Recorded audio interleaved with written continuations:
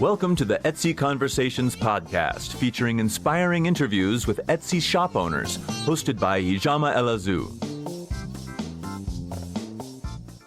Hi, and welcome to this week's episode of the Etsy Conversations podcast. I was about to say website. I'm your host, Ijama, and I thank you for joining me on this episode. This week, I have a special guest. Her name is Jessica Stansberry. She is the founder of Southtown Creative. It's a branding, web design, and strategy studio, and we're going to be talking about building your creative business because that's what Jessica specializes in. So, Jessica, thank you so much for being my guest, and welcome. Thank you so much for having me. It's so weird for me to be on the other end of a podcast. I know. I've done a couple, and it's been odd to being the guest and not the... Jessica also hosts her own podcast. It's called All Up in Your Lady Business. So before we get into it, I know this is not so much about that, but can you just quickly tell us about your podcast so folks can go and check it out? Sure. So I co-host the podcast. It's called All Up in Your Lady Business, like Ijama said. And I co-host that with a lady named Jacqueline Malone. And we basically just interview other female entrepreneurs who are just killing it in the business world so that they can give some tips and tricks for people out there who are just starting out or aren't quite to where they want to be in their business yet. And then we also do weekly chit chat episodes where we, share tips about different business things. Like this last week was our favorite podcast or our favorite apps, anything like that. So we just sort of share anything that is relevant to being a woman business owner. Nice. Thank you. Yeah, please go check out that podcast. I saw it when I was reading up about Jessica. I haven't yet listened, but I will go and listen to it. But so Jessica, let's talk about Southtown Creative. Before we get into it, can you give us a little background about you and Southtown Creative? Sure. Okay, so I have a degree from Appalachian State University in North Carolina, and it is in communication with a concentration in advertising. And I fell in love with design and Photoshop and all of that kind of stuff when I was in college. And so I got married the same year that I graduated college and naturally made my own wedding invitations, which sort of, snowballed. And I think that's a pretty normal thing. Like it sort of snowballed. People saw mine. They wanted their own. Yeah. So I started designing freelance after college but also got like the normal person 9-to-5 job. But I actually hated that job. It was like, it was horrible. I hated it so much. And so when I had my first son in 2010, I decided to quit and just really amp up my freelance work. That really wasn't cutting it as far as income goes. So later in the year, in 2010, I started designing blogs for mainly mommy bloggers, some fitness blogs, things like that. And that just really took off. And since then, my business has sort of transitioned from blog design to now I only work with female entrepreneurs, and I do all branding, web design, and strategy for female entrepreneurs because I've been in the game for, 5 years or so, and I feel like I can help people along the way. So, yeah, that's what I'm doing now. Okay. Is there any specific reason you decided to focus just on women? Well, I'll be honest. I'm going to be completely honest because, and if you listen to my podcast, that's just my personality. I'm very honest. Please do. I would take on male clients, and I actually still have a few that are sort of getting wrapped up, or I work for them on retainer, but they would be my worst clients ever. Really? Because yes, they were always so hard to either please, or they would be the ones who would come back to me and say, I didn't realize that's what it was going to look like. Like when I would show them a proof, they would come back and be like, I love it. But then 10 minutes later, it was something different. You think women are bad. Like men are worse. So that's really where it came from. I finally was like, I can't keep doing this. So I'm just going to really, and I mean, I know the struggles of working as a female entrepreneur. Mm-hmm. And so, yeah, I mean, I feel like that's sort of where I'm at. Okay. So today, would you still take on new male clients? I would if it was the right one, but I Okay. try not to focus on them, you know, Okay. as much. Okay. So Jessica, what specifically do you do for creative businesses? What services do you offer? Well, my main service, but my two main services are branding and website design. Okay. And I really focus on e-commerce design. That is where most of my clients want to go. They want to actually be able to sell their product on their website. But I also do, you know, informational sites as well.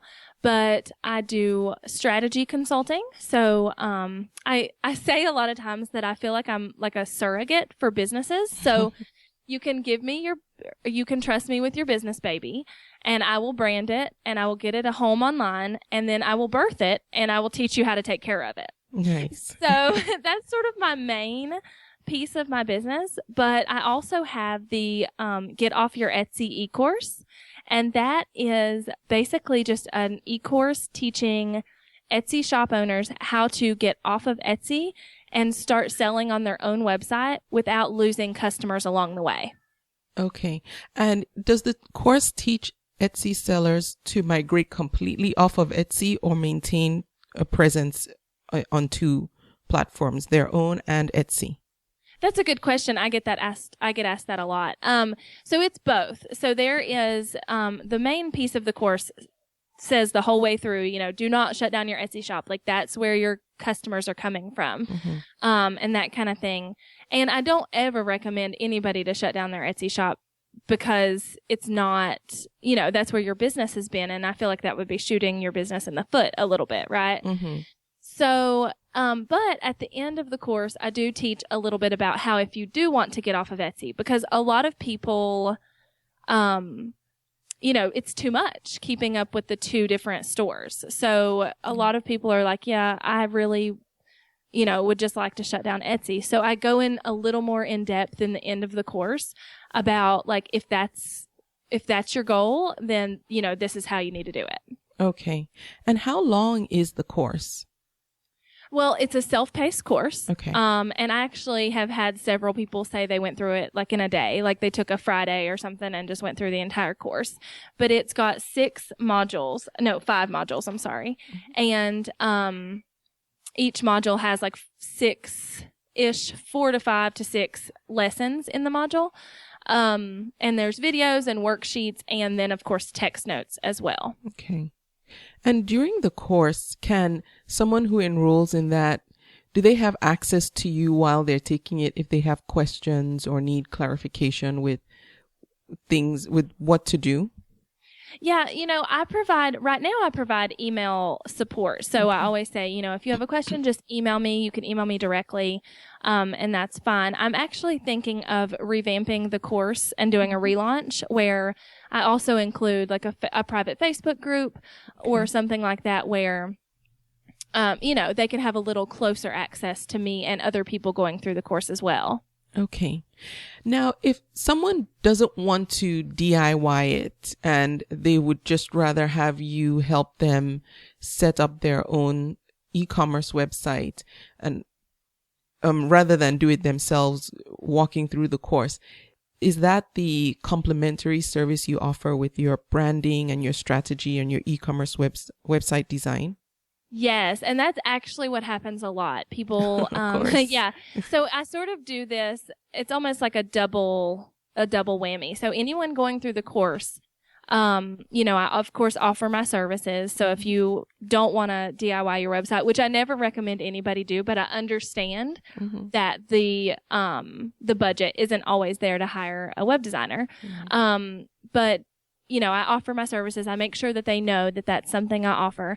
And then if I book a client who is, I'm designing an e-course or an e-commerce site for, and they are also an Etsy shop owner, I give them the course for free. Oh, okay. Yeah. So I sort of bundle it in there both ways. Oh, nice. Yeah. Okay. And so the course will walk them through things like how to get traffic to their shop, how to basically build an e-commerce website. But when you do it for them, they at least have the knowledge and know how to take over after you hand it off. Right. Yeah. No, I don't teach, like the course doesn't teach them how to design anything. Because I mean, that would be a lot more than I could pack in a $99 course, right? Yeah. So, but basically, yes, like module 1 it goes through all of the reasons why someone needs to get off Etsy or should want to. Mm-hmm. And then module 2 is how to actually do it. So yeah, that's where I go into how to do redirects and things legally so you don't get kicked off of Etsy in the process. Oh, good information. Yeah, and then modules 3 and 4 are both about the new website. So module 3 talks a lot about how your new website design and function could make or break the transition. So if you don't have a really good design to go to, people aren't going to go to it anyway. Okay. And then module 5 is about like actually marketing and taking the final steps once your website is done to have people come there instead of Etsy. So it's basically, if someone starts this, then they probably haven't even started the process of creating an online store yet. So this is going to teach them, like, take them through the process of getting their site online and then making the transition slowly until they're finally done with their website. And now they need to start redirecting there instead of Etsy. Okay. Yeah. So let's talk about small business strategy and branding. What does a typical session look like when someone is working with you? Sure. Okay. So for my branding clients, I have them fill out a creative guide, and it basically just tells me what their style is. Because branding is more than a logo, but at the same time, your logo is a big piece of it, right? Mm-hmm. So a big thing for me is knowing their style, so I know sort of where to go there. And then there's also I also schedule a call with each of my clients before they even sign on as a client. So we're on the same page. And then the branding process just sort of takes their branding vision, like where they want their business to go, and sort of bundles it all together into a logo and a brand. And then as far as strategy goes, that can go several different ways. Sometimes, I'll have Skype sessions with clients as I'm closing up their website design to teach them, what they need to do now, like how they need to be on social media, in what avenues they need to be working in, how they need to use Instagram or how their newsletter fits into everything, etc. Yeah. So, and then sometimes I provide strategy to people who aren't my clients as well. So, maybe I feel like I'm really good at opt-ins and newsletters and things like that. So, people will come to me and be like, okay, I really need to get my newsletter going. Can we just have like a session over Skype where you coach me through this? And so that's what I'll do. Oh, okay. Yeah. I like that. So what are especially, I should say, the whole newsletter thing, because I know sometimes I struggle with that as well. Because, you have to grow your list, and if you Google it online, there's so many tactics out there, of what people are teaching you need to do. So that's good to know. What would you say are some mistakes that you see creative business owners most commonly making? Probably the biggest one is, if I have it, they will come. And that's just not the case anymore. Maybe 10 years ago, you made a product that people weren't necessarily selling online. So let's say you're a crocheter and you made like cute little, crochet booties or whatever for babies, and there weren't a lot of people selling them online. So in that case, you probably did make it and they just came, right? But now, I mean, there are so many different, there's 40 million people selling the same crocheted booties on Etsy and on their own websites or whatever. So definitely like not taking initiative to actually go out and get sales. Like people think, oh, I'll just make it. I'll put this website online. I'll put an Etsy shop up and people will just find me. And that's just not the case. Yes. I think we all learned that the painful way. Right. Yes. I'd say so. Takes a lot more than just clicking some buttons. So let's talk about that. Building traffic. What are some of the things that you recommend? I know we've all heard SEO and social media. How do you think these play into or should play into the business building strategy for someone who's trying to grow their creative business and their platform? Oh yeah, they're huge. We talk a lot on our podcast about Facebook groups. And I think people get confused there.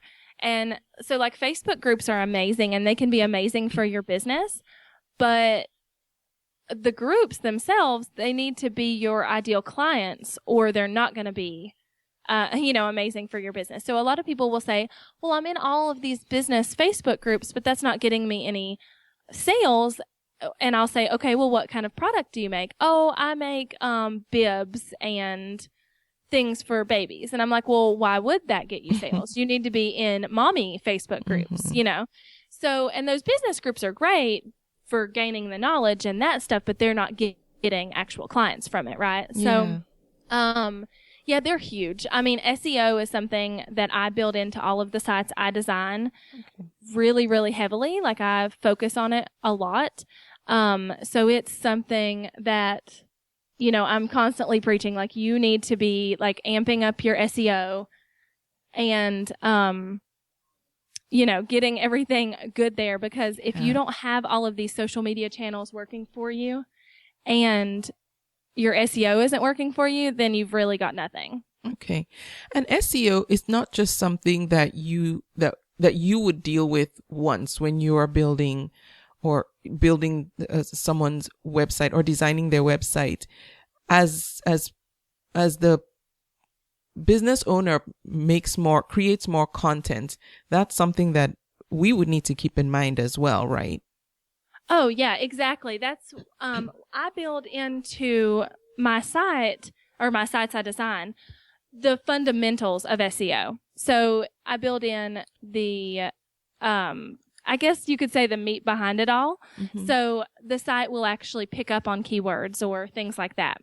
Okay. But I always say, yes, you need to be, creating content on a regular basis to get even more exposure in the search engines.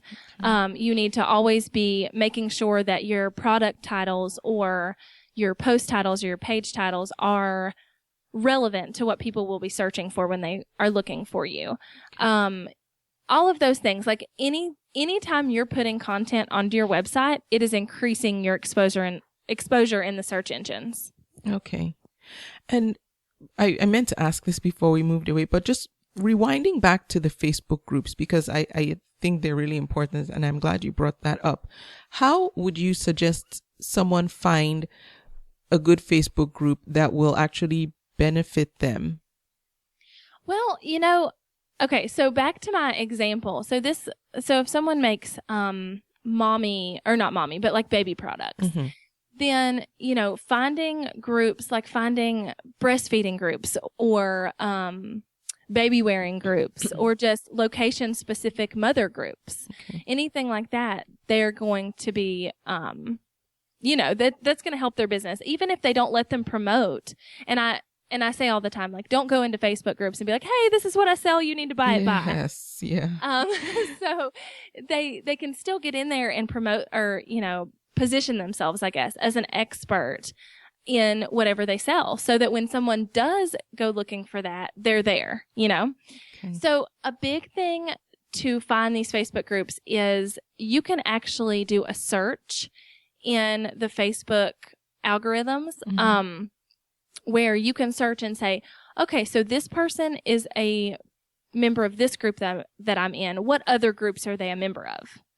So if you saw that, somebody else who was selling things similar to you or had the same ideal market, If you saw they were in a group you were in and then you wanted to know what other groups they were in, you could easily search for that. Well, I won't say easily because it is sort of hard to get to. Like you'll have to do a Google search to figure out how to do that in Facebook because it's sort of annoying. But, yeah, you can see what other groups they're in and whatever's working for them. And I always recommend business Facebook groups if you're a business just for the knowledge that's packed into them alone. Yeah. So they're amazing as far as that goes. Yeah. And I know I agree. And part of the reason I was asking is because sometimes it's kind of hard to weed through all the groups that there are on Facebook and, really figure out which ones have, good substance to offer and which ones are just, people ranting or just people promoting themselves. Because if everybody's promoting themselves, then nobody's getting anything really. Right. And so that's why I just wanted to ask about that a bit more. I think a good thing, and if anybody wants a business idea, curate a list of all the Facebook groups and rank them, not, by number, but like how active or helpful they are. That would be a really good, that would be great. Yeah. Yeah. A good resource. Yes. That would be amazing. I agree. And sometimes it's just trial and error. Yeah. So, sometimes you get in one and you're like, oh, wow, this is just a lot of junk and I don't want any part of this. So yeah, I mean, it can go either way, but sometimes it's just one of those things where you have to get in there and try. Yeah. So Jessica, now, one of the things I've noticed is that creative business consulting is becoming a big thing because there are lots of creatives out there and we need business help. How do you specifically set yourself aside from others in your industry, and what advantage would someone have going with you as opposed to someone else who offers similar services? Well, I will say that my biggest thing is I have seen consultants or coaches or whatever that provide the service but have never actually had a business of their own. So, and that's sort of like a little crazy to me. I can't even imagine. But yeah, I mean, I've been there. I just posted in a Facebook group this morning that when I first started my business, I struggled like a lot, so. And it was because I had that mindset that, oh, if I put it out there, people will come. Yeah. And it wasn't until I figured out that that was not the case that I actually revved up my business to where it's at now. And it's so much more, it's everything packed together. It's social media, it's SEO, it's newsletters, it's having a list, it's having passive income, it's this, that, and the other. And I feel like I can, really give the experience behind it. And that's what I try to do. I try to come at my clients with tons of experience in the creative world, that I can really help them, get to where they need to be. Okay. Thank you. That's really good to know because I don't know if there are lots of coaching programs where we'll coach you to be a coach. And then after you. Right. Yeah. No, I don't know. Okay. Good. We have that out there. Now, what's your, ideally when you see a creative business that you're working with, say an Etsy seller or someone who is in the handmade industry or just, runs their own creative business, how do you want them to visualize where they want their business going and how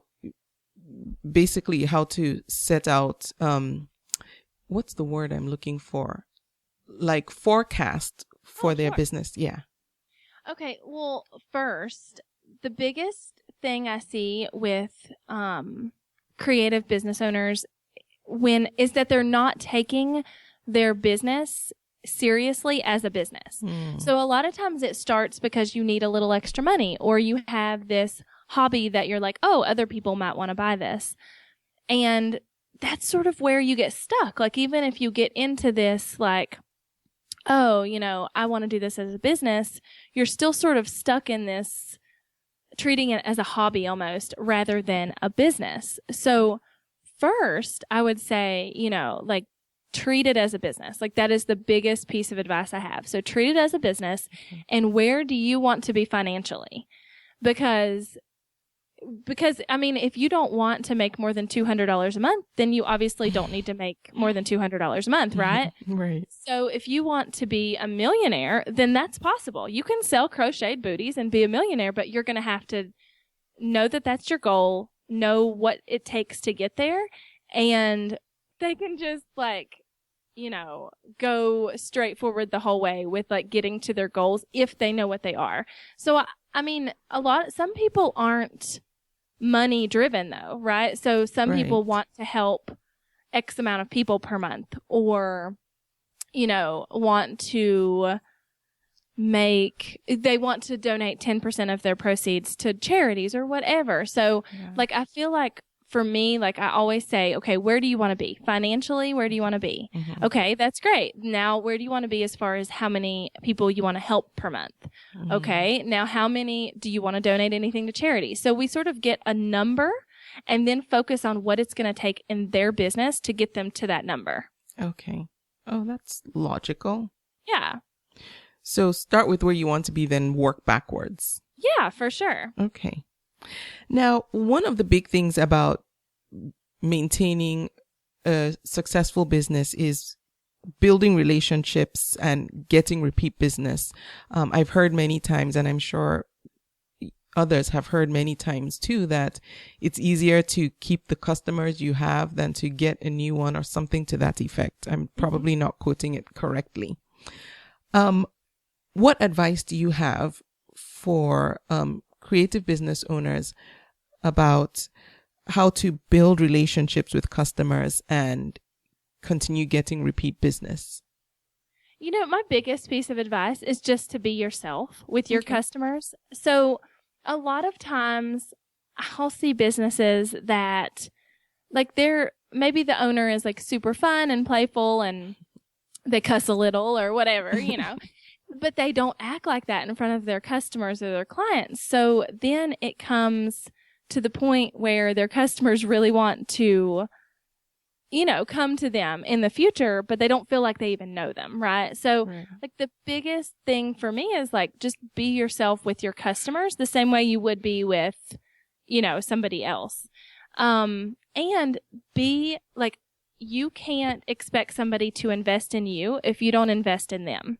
Okay. So all of my customers or my clients, like I find a way to, you know, help them or show them that I believe in them as well. So whether that's ordering some of their products for my Christmas presents or, you know, sending them gifts, whatever, like you can't expect your customers to invest in you and buy your stuff if you're not willing to do the same. Yeah. Okay. That makes sense. Yeah. So, I mean, it could even, I'm sorry. So it could even go like for a handmade business, you know, like creating a, little freebie that you send with your products or, sending your customers Christmas cards, like anything like that would really, is always going to help your customers feel like you actually care about them and not they weren't just a number in your, charts that month. Oh, nice. Okay. Now you're giving me ideas. Yeah. Like I should be doing more. One of the things, well, when I make sale, I send a handwritten thank you note, but sometimes I'm like, is that the best you can do? Just write a thank you note. Sometimes it's so hard. I am so bad. Like I have all these gifts to send my clients when they sign on with me. And like, I'm horrible at mail. Like I could never make an actual physical product because I would never mail it out. And so finally, like, at the end of a project, sometimes my clients get their gifts, but at least they get them. And it's, it's always heartfelt. It's just that sometimes I'm really forgetful. I hear you.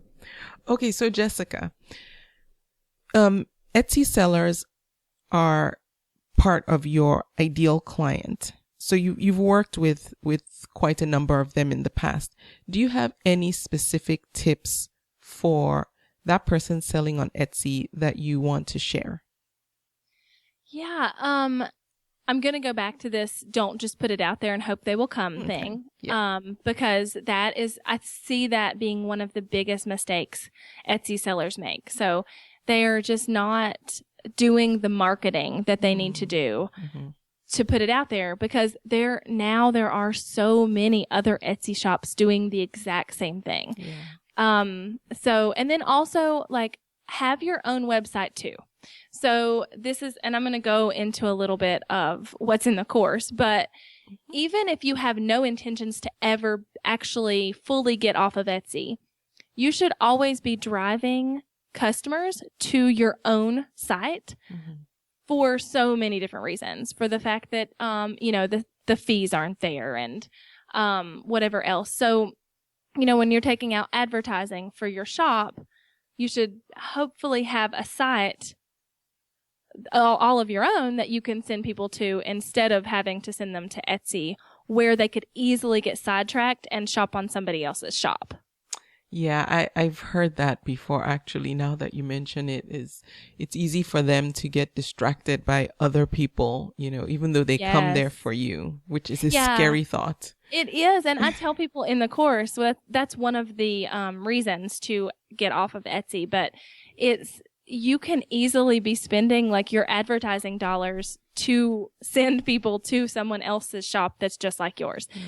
And that sucks. Like, that's not a good thing, So, yeah, I mean, have your own site, even if it's something that right now you can't fully dedicate yourself to, but you can send people to when they're looking for your product. Okay. And in addition to having an e-commerce site, do you also advocate producing other content other than just selling, like blogging or video blogging or stuff like that? Oh, absolutely. Anytime your potential customers can get to know you better, it is a good thing. Okay. So blogging and having pinnable, pinnable and shareable content is never bad. And then getting out there on sites like Periscope or what's the other one? Blab, yeah. There's so many now. I know. I'm like, what's the name of that? But getting out there in front of your ideal clients, and your ideal customers may not be on Periscope or Blab. So you may do a video and promote it on Facebook or whatever. But anytime your clients or customers can get to know you better, and anytime you are the face of your brand, it is a good thing. I like that. Yeah, and it doesn't hurt with like search engine optimization and all of that either. Yeah. And with things other than just written content, I hear it's even easier to get found for like video content and audio too, I suppose. Yes, as long as everything's sort of titled correctly, like it always helps. Yeah, okay. It's never a bad thing. Okay. Now, Jessica, is there a resource or tool that you're particularly enjoying using right now that you want to share with us? Okay, so I had a mastermind call about a month ago with my mastermind group, and this was one of the questions we all shared, like our favorite tip or trick. Yeah. And I blew their minds with this one, which I didn't feel like it was like I don't know. I don't feel like it's like revolutionary, but I mean, I guess they did. So it's called Crowdfire. I'm not sure if you've heard of it or not. Okay. No. So if your business is heavily Instagram focused, so, if you have a physical product that you can take pictures of, it is going to be a game changer for you. So Crowdfire is basically I think it's just crowdfireapp.com. Okay. And you can log in with either Twitter or Instagram. Okay. So you can do it with Twitter as well, but I focus with it on Instagram. And you can find, this is the big piece of it. You can do so much more on it, but the big piece is you can find someone else who does something similar to what you do or has the same ideal audience that you do. And you can copy their followers. So what that does then is you follow their followers, they see that they're interested in your product, and they follow you back. Wait, what? Yes. So, and I got did I get 1,000 followers in a week just by focusing on Crowdfire? Wait, what? I think, yes. So okay, so like if I make baby t-shirts, like the first birthday t-shirts, and there's a lady out here who's got like 10,000 followers on Instagram, and she makes baby booties. So obviously our ideal client is the same person. Yes. You know, so I can find her on Crowdfire. I just type in her Instagram handle, and I would go and I would follow a lot of her followers. Now, I don't recommend to like blindly follow her followers, but like pick some that look like, you know, they would want to see what you're selling, right? So because the reason they're following her is because they like her baby booties. So they would probably like your baby onesies. So when you follow them, even if they don't follow you back, they're going to go in and look and see who you are because you followed them. I see. They're going to like your products more than likely, and they're going to follow you back. Right. Now, sorry, go on. Is Crowdfire free? Yeah, it's free. Okay, and it's an app for the phone, I assume. It's not, you don't go online to do this. I've done it online. I'm not sure if they have an actual app or not. I assume they do since app is in their URL. But I've not actually done it on my phone just because I think it's a little easier. And they actually have a paid version too where you get a few more like follows per hour. So if you're on the free version on your computer and you like follow all of these people, I think it limits you at like 160 per hour. So, which is a lot. Which is a lot, yeah. So like I've never paid for it, but if you pay for it, I don't think there's a limit. So, and this goes back a little bit to like a huge Instagram strategy in and of itself is that you should follow people that you should follow people that are your ideal client anyway. So that's just basically making it quick to do. Okay. Yeah. Oh, okay. I'm going to go and check that out. Again, that's it's great. Yeah. Crowdfire app. And I'm going to have the link to Crowdfire app in the show notes for this episode. So if you're driving or you're not in front of a computer, just go to convome.com/Southtown Creative and everything will be there. The links to Jessica's website, which is southtowncreative.co, and also to her podcast, All Up in Your Lady Business. And Jessica, what's the best way people can reach you if they want to get in contact with you? Really just by going on my website and emailing me. So they can just go to southtowncreative.co and then just hit the little contact button and email me that way. Okay. Of course, I'm on Facebook and I'm also on Instagram and Twitter. But I don't really focus on those areas as much because my ideal client isn't necessarily there. Yeah. So, just emailing is the easiest way to get in touch with me. Okay. All right. And again, I'll have links to Jessica's website on there. If you want to just go ahead and type it in yourself. Remember, it's southtowncreative.co, not .com. Yes, some dummy is squatting on my .com, and I'm so mad at. Did you try to buy it from them? Okay. Yes, I did, and it's a ridiculous amount. So it always basically, is. yeah. Once so they know you what want happened, it. Oh, of course. Yeah. So a couple of years ago, I rebranded my business. It started out as Southtown Creative. That's what it was originally. Mm-hmm. But then I rebranded and I let go of my .com. Well, I went to form an LLC, and somebody else had my business name that I was using at the time. Mm-hmm. So I went back to my original one, and now the squatter's on my .com. Oh, great. Yeah. So, yeah, it's .co. Yeah, I've heard there are people who just wait for domain names to expire and then they just grab them. They do. It's I think they want to sell it to me for like $2,600. What? And I'm not paying that for a domain. Oh no. Yeah, no. That's just a business in and of itself, is right selling people domain names that you know they want. So if you have one, I have some that are just sitting there. I'm not doing any, but I thought of them. I'm like, one day, sometimes, maybe I will do something with it. So I just bought them. Yes, but, I do the same thing. Oh, good. I'm like, why are you hoarding these domain names? I feel like one day I'll use it. Right. Yeah. One of these days I'm going to be like, oh, that's why I needed that domain name. Yes, exactly. Jessica, thank you so much for being my guest and for sharing all the information that you did. It's been very helpful. Thank you so much for having me. Oh, you're most welcome. And go check out Jessica's website. Remember, she also has the Get Off Your Etsy e-course. Everything she offers is available on the southtowncreative.co website. And if you want to get in touch with her, use the contact form there. Yes. And what else? Oh, your podcast too. Yeah, my podcast. Yeah. Yep. And you can find that on iTunes. We're not on Stitcher, but we're on iTunes. Okay. You need to get on Stitcher too. I know, we do. It's just one of those things where we've been like, do we really want to add something else to our list? Oh, it's quick. And then the Google Play Store. Don't miss that one. Okay. Yeah, I'll do that too. Thank you. Okay. And I will be back next week. Thank you for listening. Thank you for listening. You can subscribe to the podcast in iTunes, and while you're there, please leave a review too. Visit convome.com to leave a comment or feedback on this episode.